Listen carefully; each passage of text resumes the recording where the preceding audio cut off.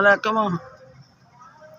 मैं पुत्तर गरीब आदमी आ, बंबार बंदा पुत्तर, मैनू जरकान आ ते पेट फुल गया सारा, इधर लत्त दी दर्द, तुरिया नहीं जाता, लत्त जुड़ी गई आ खब्बी लत्त। दो मेरे पुत्तर बच्चे ने, कित्थों बेचारे बच्चों की अपने आसरा बनाया, मेरे ते इन्नी बमारी के पैसे कित्थों लाउण। जिन्हों के कोल कुछ तफीक होवे तो मैनू दे छड्डदे आ, ना होवे तो फिर चुप करके मंजी ते लम्मे पै रहीदा। पुत्तर तुहाडे वास्ते मैं दुआ करूँगी, मेरे गरीबनी की मदद करो तो मैं तुहाडे हक दुआ करूँगी। तो मैं दवाइयां जोगी नहीं रह गई हूँ, दवाइयां तो मैं बड़ी तंग हुई हाँ। अल्लाह पाक तुहानू खुश रखे, अल्लाह तुहानू आबाद रखे।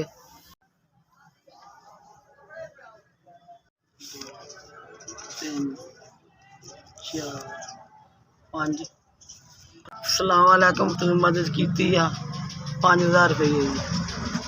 अल्लाह तुहानू खुश रखे, अल्लाह आबाद रखे, अल्लाह तुहाडी तंदरुस्ती देवे, अल्लाह तुहाडी खैर करे, तुहाडे बच्चों की करे, अल्लाह तुहानू झोलियां भर भर खुशियां देवे, दुखा तकलीफां तो मालक दूर रखे, बहुता बहुता देवे तो कदी कमी ना आवे।